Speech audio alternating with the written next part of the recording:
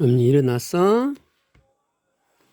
엄니, 엄니 뭐, 일어났어요? 몰라요. 엄니 일어났어? 몰라요. 엄니 밥 먹을까? 날 샜네. 응? 엄니 밥 먹을까?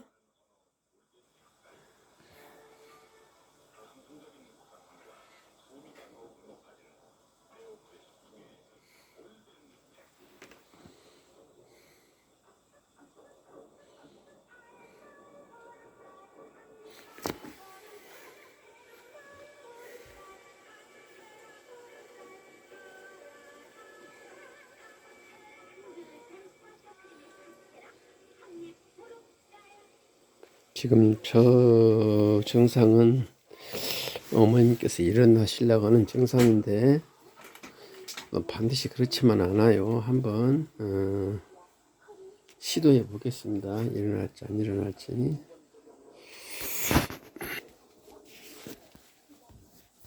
일어났으면 좋겠습니다만은 어쩔지 모르겠어요. 반드시 일어나는 것은 아니기 때문에. 언니 일어나자.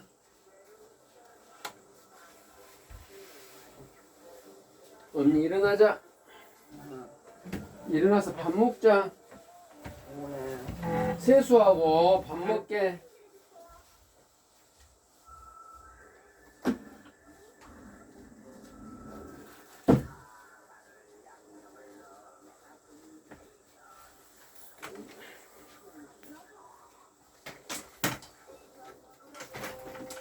언니 일어나서 세수하고 밥 먹자. 날 샜네. 날 샜어. 언니 아침이야. 날 샜어. 세수하고 밥 먹자.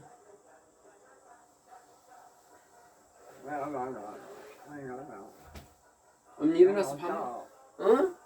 일어나서 밥 먹게. 날 샜네. 어?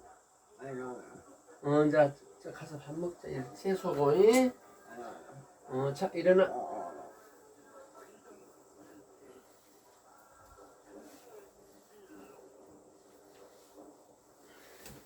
언니 날 샜네. 날 샜어. 이제 세수하고 밥 먹자. 응?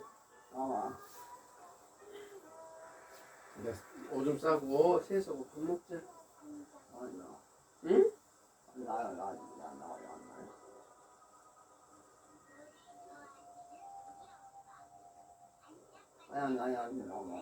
어떻게? 더 자? 언니 밥 좀 이따 먹을 거야? 지금 안 먹어? 좀 이따 먹어?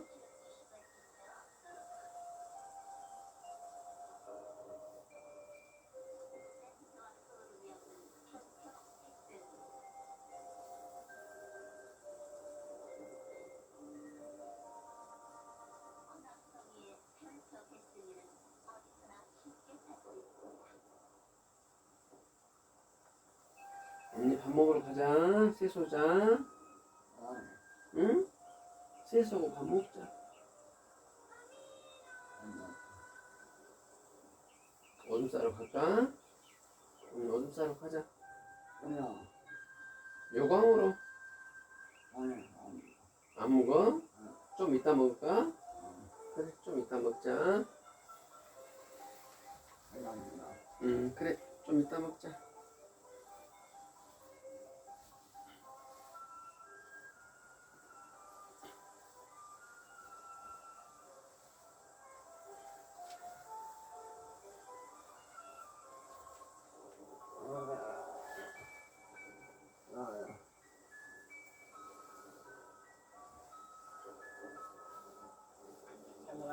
응?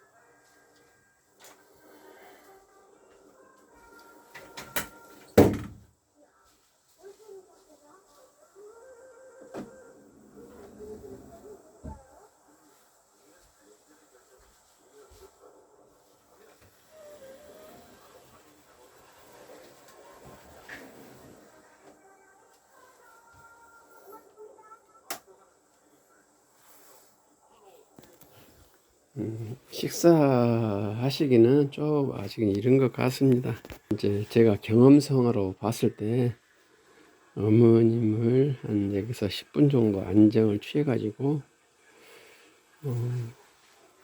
식사를 하자고 이제 나간다면 나갈 수는 있으나 걷지도 못하신 분을 제가 이제 반부양 상태로 해가지고 어머님께서 여기 난간을 잡으시라고 하고 해서 저기서 소변을 보는데요. 아무래도 좀 위험이 있겠어요. 그래서 깼습니다. 조금 있다 한 1시간 정도 지나서 다시 한번 식사를 시도를 하려고 그럽니다. 제가 이런 경우에 많은 실패를 했거든요. 아들은 어머님의 식사를 드리기 위한 욕심으로 무리하게 이제 시도를 해요. 근데 많은 경우 제가 실수를 해가지고 오늘은 좀 이따 1시간 후에 드린 걸로 그렇게 하겠습니다.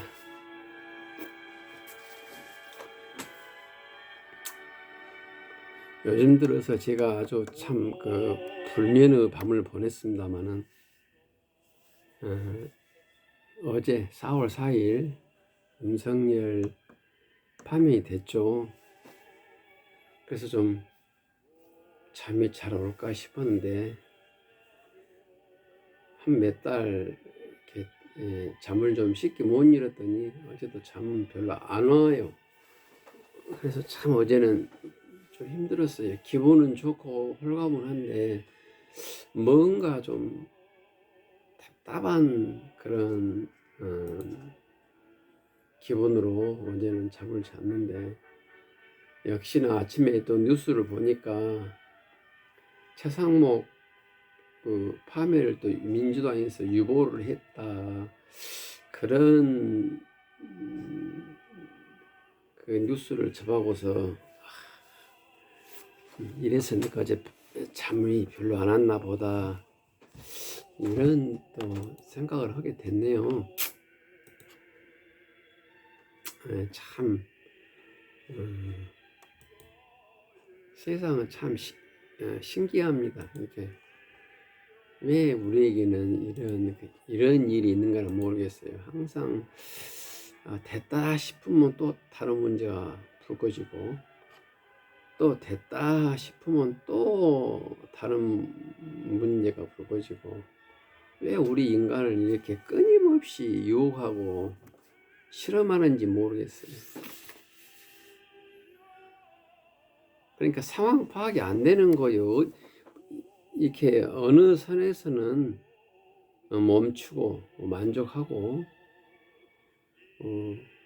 또 거기서 어느 정도 좀 상황이 진정이 되면은 또 움직이고 그래야 되는데 끊임없이 생각하게 만들고 끊임없이 움직이게 만들고 그래서 참 살아가기 힘들어요. 신이 인간을 창조할 때 참 우리에게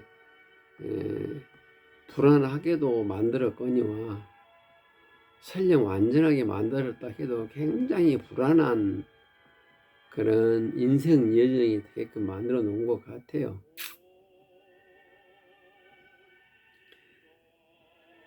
어디서 멈추는 게 좀 올바른 선택인가 이런 것들이 굉장히 어려워요. 이제 오늘 아침 뉴스를 보고 우리가 그토록 원했던 윤석열 파면을 접하고 홀가분하게 생각했지만은 뭔가 답답한 마음은 누구나 다 있었을 거예요. 뭐 뉴스입니다만 어제 민주당 당사에서 환호성이나 뭐 박수도 없었고 차분한 분위기였다고 그런 뉴스가 나오길래 왜 그럴까 그랬는데 좀 이해가 돼요. 지금 그것은 기본적으로 이렇게 우리나라가 지금 좀 국론이 분열되어 있잖아요. 근데 희귀한 게 분열을 대화할 것은 분열이 돼야 되거든요. 무지개가 색깔이 빨주노초 파란 뭐 7개다 한 사람도 정답이고, 아니다. 눈에 보이는 것이 7개지만은 빨주노초 빨주노초 파란보 그 사이에 여러 가지 색이 있다. 그러니까 무지개 색깔은 여러 개다. 그것도 정답이고, 또 어떤 사람은 아니다. 우리 눈에는 보이지 않지만은 적외선 자외선도 있다. 우리 눈에 보이지 않는다 해서 그건 색이 아니냐. 더 많다. 이런 의견도 맞아요.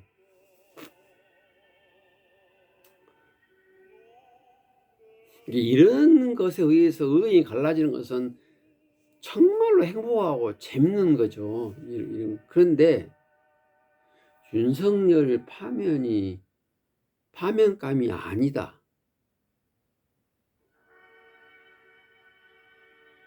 이거 가지고 국론 분열된 것은 이건 비참한 겁니다. 제가 보기에는 그래요. 그리고 그 비참한 현실이 극도로 지금 나타나고 우리나라에 있지 않습니까? 이게 윤석열 파면을 넘어서 넘어야 할 언덕이 아니라 아주 험준한 산이에요, 이것이. 근데 더 불안한 것은 단기간 안에 우리 민족 이 분열이 북한하고 그 분열도 너무너무 서글픈데 남한 내에서 이런 분열이 있다는 것은 정말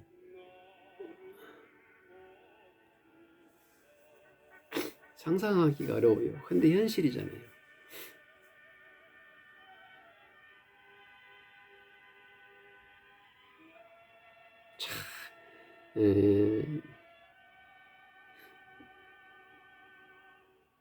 어제 MBC 100분 토론 저는 다 보지는 못했거든요. 어머님 때문에. 근데 서두에 100분처럼 서두에 조갑제하고 누굽니까? 유시민 나와서 토론을 하는데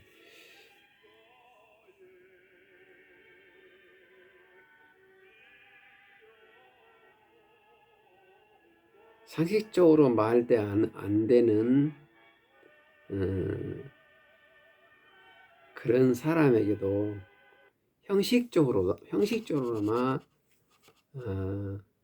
균형을 취하려고 했던 그 언론은 몫이 크다, 이 말을 하길래 제가 공감을 했어요. 무슨 말인 거니?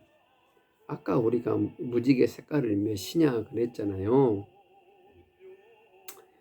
이제 여러 토론자가 참석을 하는데 A라는 사람은 7개다, B라는 사람은 아니다, 모두도 20개는 된다, 이렇게 말할 수 있잖아요. 그 빨주노초 파란보 사이의 색을. 또 어떤 사람은 아니다, 적외선 자외선도 우리는 못 보지만은, 인간은 못 보지만은 다른 동물들이나 다른 어떤 그 프리즘을 보고 보면 본인 색이 있다. 그래서 한 30개 이상은 된다. 이런 토론자가 나와서 경로를 벌이면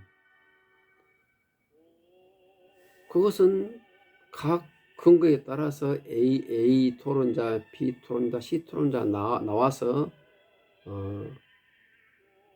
방송에서 토론을 하게 하면 그것은 괜찮은 거고 권장할 만한 일인데, 예컨대 무죄의 색은 하나다 이렇게 주장하는 사람도 불러갖고 그 사람에게 똑같이 시간을 할애하고 매 토론마다, 그것도 수십 년 걸쳐서, 그것도 대형 메이저 언론사에서 불러다가 토론에 참석을 시켜요. 그러니까 우리나라는 지금 무지개 색깔은 하나다 라는 사람도 굉장히 많아요. 세대를 거쳐가지고 지금 토론에 참가시키다 보니까, 심지어는 어용 방송에서는 오히려 물질의 색깔은 하나다 이것만을 또 계속적으로 강조해 왔어요. 이른바 KBS죠. 그러다 보니까 물개의 색깔이 하나다는 그런 사람들이 의외로 많아요. 지금 우리나라에. 뭐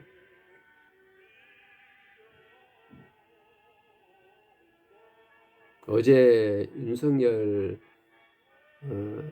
파면이 확정이 되는 순간에 대구에 있는 대구 사람 다는 아닙니다. 대구에 특히 나이 드신 어르신들은 쌀 맛이 안 난다. 대구 선문시장에서 그런 인터뷰를 제가 봤거든요. 이걸 어떻게 해석해야 됩니까? 이것을 견해 차이로 봐야 됩니까? 개인의 성향 차이로 봐야 됩니까?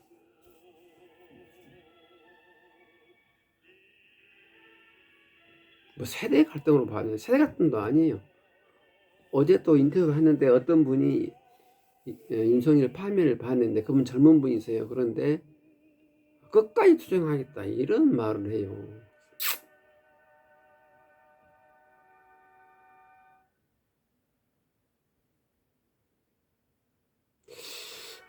이제 모르겠어요. 제가 모르는 어떤 영적인 세계에서 그분은 사시는 것 같아요. 예. 제가 가지고 있는 이 상식은 현재 8대0 상식이거든요. 헌재에서. 그리고 세계의 모든 민주주의 선진국들이 우리 한국의 현재의 절차를 의미 있게 받아들이고 있지 않습니까? 예, 의미 있게 이렇게 표현할게요. 그런데 어제 그 대구의 한 어르신하고 그 젊은 분이시더라고. 그분은 살맛이 안 난다. 끝까지 투쟁하겠다. 그런 분들이 그런 판단을 하게 된 근거는 있을 거 아닙니까? 그분도 피가 흐르고 살아 숨쉬는 인간인데.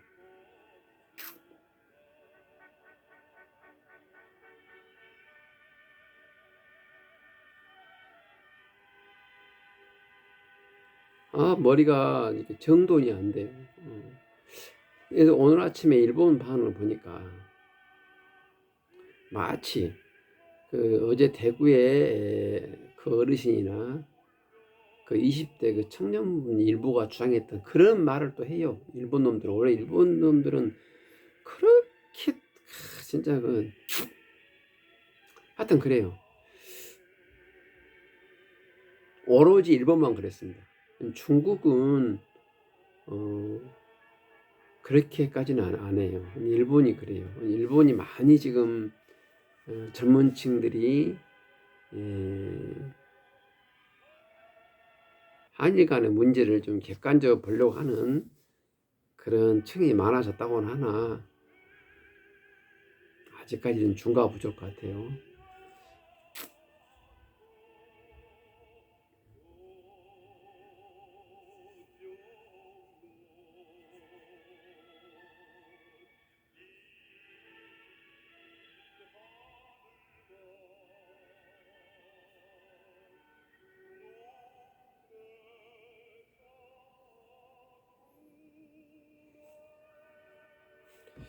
그 반대하는 사람들에 대해서 우리는 그 인정하고 받아들이는데 좀 훈련이 덜 됐잖아요. 저도 아주 그것이 약점 중에 약점인데요. 지금은 많이 지금 고치려고 그런다만 아직 멀었죠. 저도.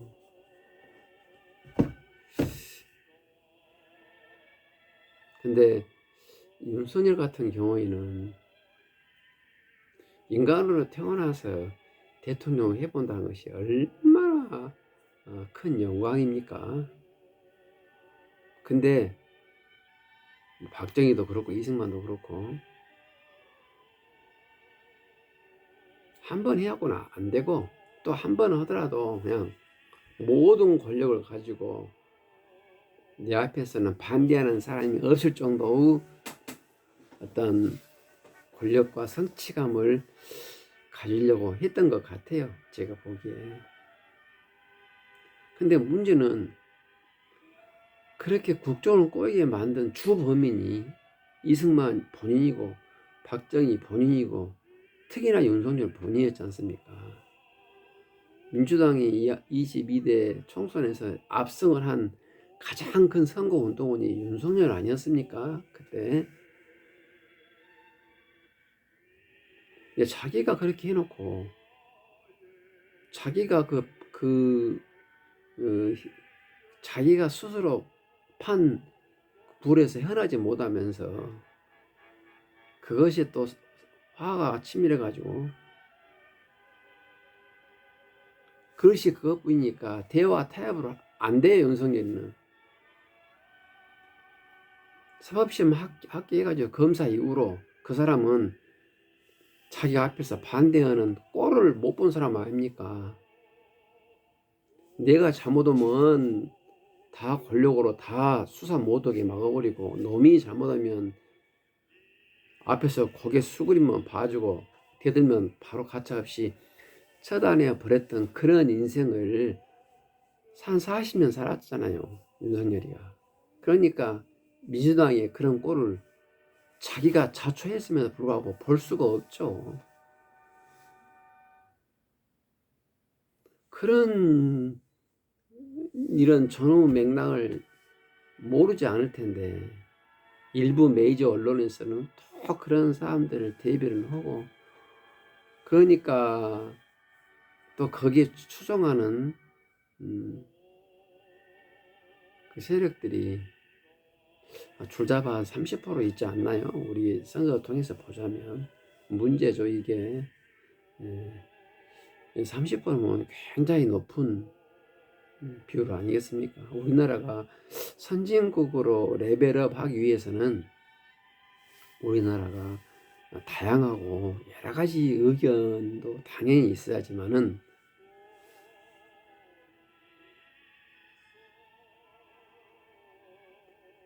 다양화할 필요가 없이 너무나 확실한 것에 대해서 우리가 국력을 낭비하고 그 낭비와 마찰을 또 진정하기 위해서 엄청난 예산과 인력과 시간과 공중파를 낭비할 필요가 없잖아요. 그게 참 그래서 안타까워요.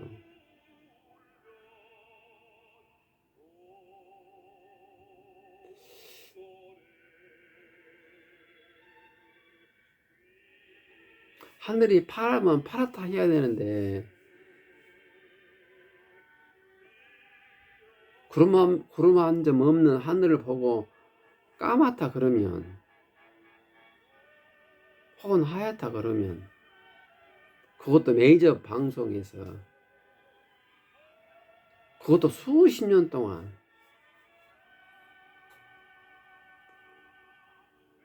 그것도 엄청난 시간을 할애가면서 해 제끼니 앞으로 얼마나 더 많은 국민들의 생명과 피를 더 흘려야만이, 더 사람이 더 죽고 흘려야만이 우리나라가 한 30%가 걸려질지 모르겠어요. 윤석열이 파면 무슨 빨갱이가 나옵니까? 빨갱이가 거기서.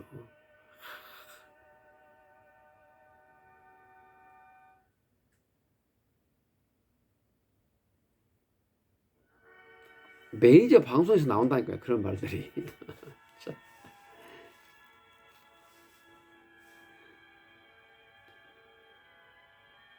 제가 예전에 KT 한국통신 다녔거든요. 거기에 노조가 한때 좀 있었어요. 근데 그때도 일부 간부들은 노조를 빨갱이라 그래요. 참, 그 내용 구조가 이해가 안 돼요.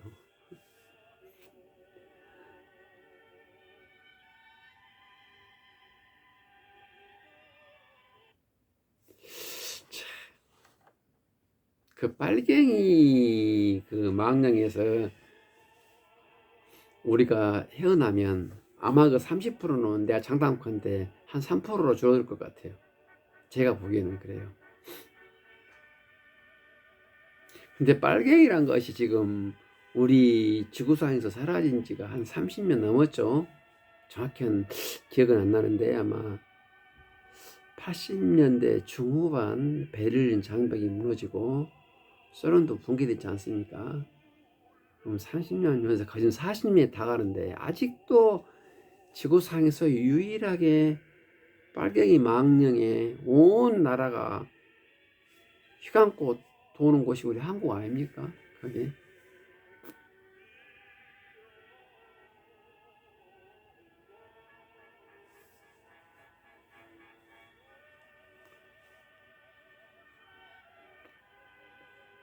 우리가 이 빨갱이란 이 사상을 극복하지 않고서는 제가 보기에는 이런 공룡 분열은 있었을 것 같고, 또 빨갱이 망령으로 인해서 이익을 보는 사람이 있어요. 그것은 이제 수국 친일 수국 꼴통 집단이죠.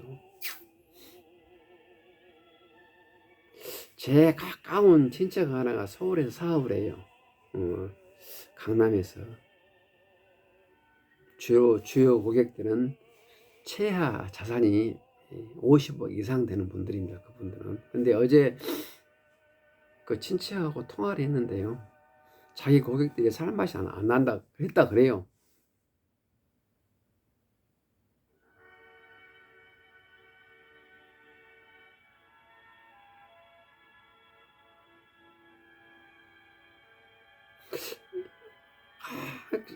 어떻게 우리가 여기서 어떤 해답을 찾아야 되잖아요.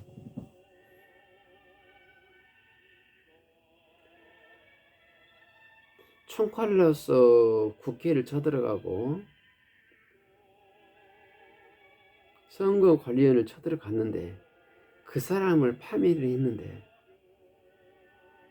살 맛이 안 난다. 이것을 뭔가 좀 풀어서 이제 정리를 해야 되는데 뭐, 딴 거 없어요. 그들이 수고 꼴통 집단이니까 그래요. 이 상황이, 이 시스템이 변하면 안 된 거예요. 그 사람들은. 그들은 자산이 최하 50억, 50억도 지금 제가 보기에는 말도 안 되고 100억 이상 있는 사람들입니다. 보통 보면. 그러니까 뭔가 그 사람들은 바뀌면 불편한 거야. 예. 특히나 이 틀에 대해서 항상 개가고 흔들려고 하고 진보하려고 하면 그 사람은 그야말로 생명 위협을 받은 집단들이에요. 그래서 그러니까 그러겠죠. 얼마나 아둔한 생각입니까, 그게.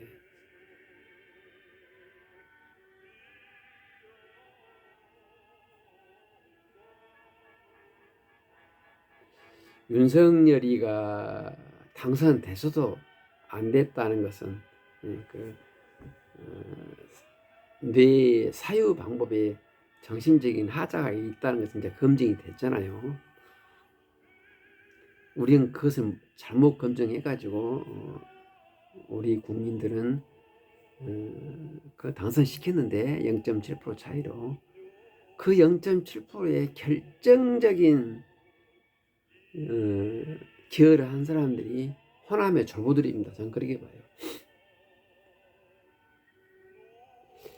광주의 강남이라고 하는 봉선동이라는 데가 있어요. 거기에 윤석열 득표율이 보도에 의하면 30%가 넘었다 그러네요. 30%.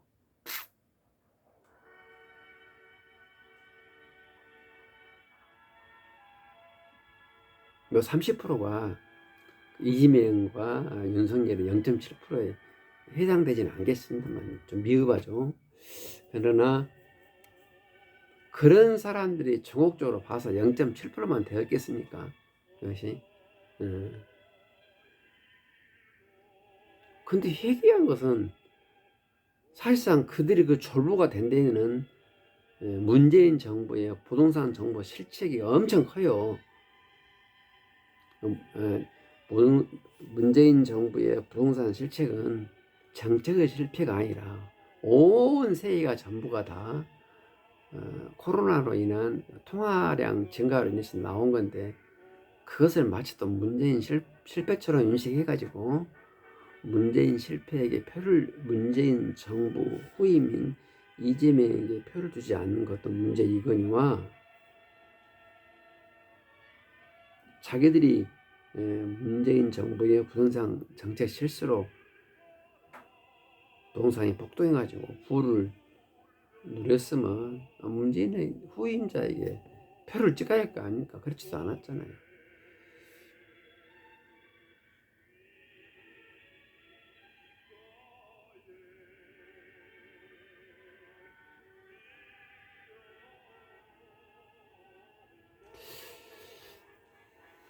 파면 뒤에 이어지는 지금의 상황이 결코 우리 민족에게는 녹록하지 않다.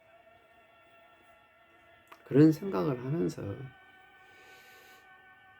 이재명이는 워낙 천하게 자랐고 천하게 자라면서 그 삶을 개척하는 지혜가 많이 있더라고요. 이재명에는. 그래서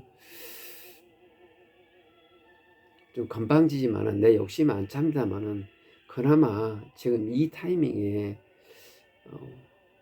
하나님이 우리나라를 사랑하셔서 뭐 이재명이가 될지 안 될지 모르겠습니다만은 그래도 이재명이가 지금 순번을 타서 기다리고 있지 않습니까?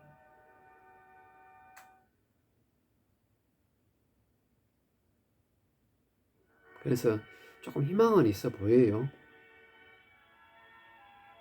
그 다음에 경기지사 그분도 아주 훌륭한 분이시더라고요. 보니까 그분도 또 제가 모르는 또 미흡한 면이 있겠습니다만은 시간을 두고 조금 더 인생 공부를 하셔서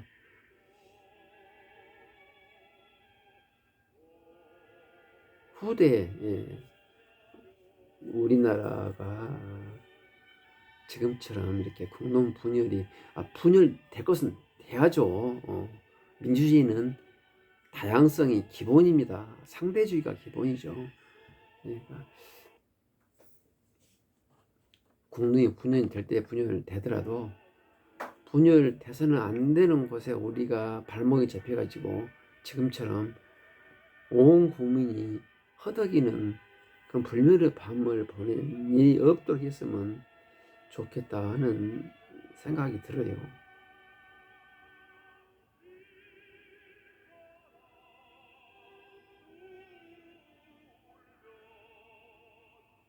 그러기 위해서는 우선 시급한 게 빨갱이라는 그런 사상 논쟁은 없어야 되고 그러기 위해서는 우리가 빨리 북한을 껴안아야 됩니다.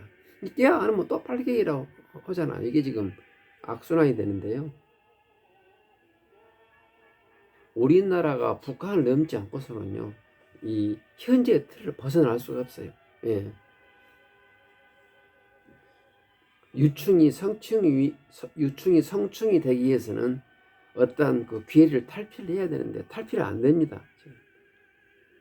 그러면 어떻게 되느냐? 엄청난 피와 눈물과 아픔과 생명 희생이 따라야 돼요. 현재 보기에는 그래요. 그러지 않고서는 안 됩니다. 그리고 그 각지를 맡고 있는 그 층은요, 숙구 꼴통 세력입니다. 그들은 있지도 않은 빨갱이라는 그 논리로 해가지고 단단히 그 칸을 맡고 있는 거예요.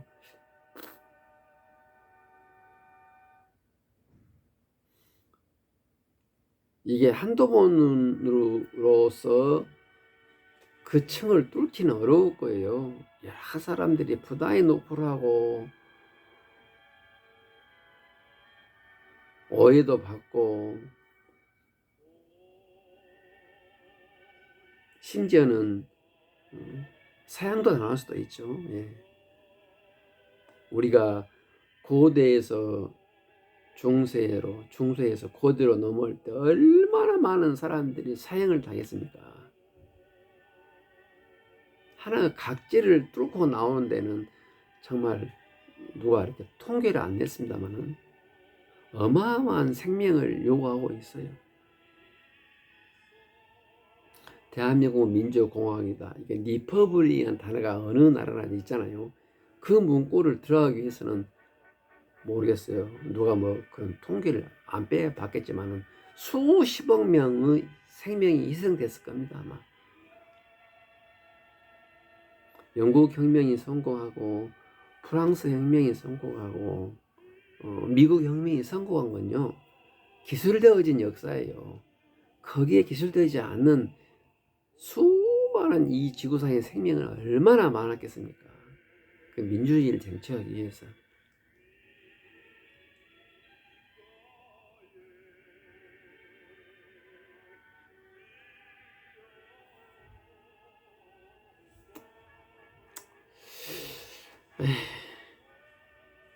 우리나라가 어서 빨리 이 빨갱이나 망령에 벗어나서 통일이 돼가지고 정말 중국과 러시아나 일본이나 미국에 대해서 참 점잖게 표준이 될 수 있는 정치, 경제, 사회, 문화, 과학 모든 부분에 있어서 표준이 될 수 있는 그런 나라가 되었으면 좋겠다 하는 그런 바람이 크고요. 그러려면은 북한 망령에서 벗어나야 되고, 기본적으로는 출산율이 못 돼도 저는 1점 한 2, 3 이 정도는 돼야 할 것 같아요. 1.5면 더욱 좋고요. 출산율이 지금 같아 가지고는 백약이 무효입니다. 빨갱이 타령에서 벗어나도 출산율 이러면 안 돼요. 그래서 큰 미래로 봐서는 출산율이 늘어나야 되고, 적어도 우리나라가 욕심 같아서는 5년 이내 혹은 10년 이내에 북한을 어떻게 해서든지 우리 정치 공동체로 끌어들여야 되고요. 정치 공동체가 조금 무리다면 경제 공동체라도 해서, 아울러서 현재 우리 남한이 겪고 있는 출산율 문제도 좀 해결되고, 또 인력난도 좀 해결이 되고 그랬으면 좋겠어요. 그 역할을 하는데 진보 세력의 희생이 따를 겁니다. 절대로 이 수구 세력은 가만 놔두지 않아요. 자기들이 위험하니까. 분명히 엄청난 내용이 있을 것입니다. 거기에는. 그러나 가야 돼요. 그 길입니다. 피할 수는 없어요. 피하면 역사에서 살 수도 있고 아주 안 좋은 결과가 나올 것 같아요. 어머니는 모시면서 집구석에 있다 보니까 이렇게 잡생각이 많이 들어요. 그래서 좀 녹두리를 깠습니다. 어머님 지금 잘 주무신가 한번 보고 마무리를.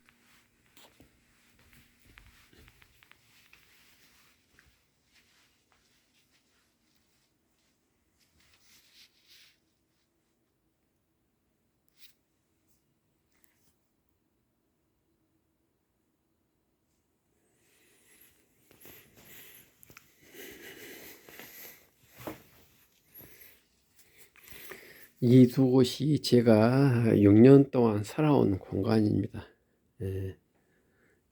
여기에서 해가 뜨고 해가 지고 달이 뜨고 달이 집니다.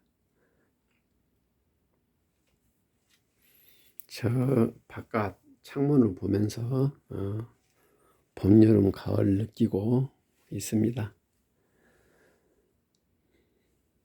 저는 한 10년 잡고 있고요. 어머님 상태에 따라서는 이제 더 갈 수 있겠죠. 저는 어머님을 모시는데 제 인생이 설령 제 인생이 마지막이 되더라도 이 길을 가기로 작심을 했어요. 그러니까 마음이 편안하네요. 이 부분에 대해서는 다음에 시간 나면 또 말씀드리겠습니다. 감사합니다.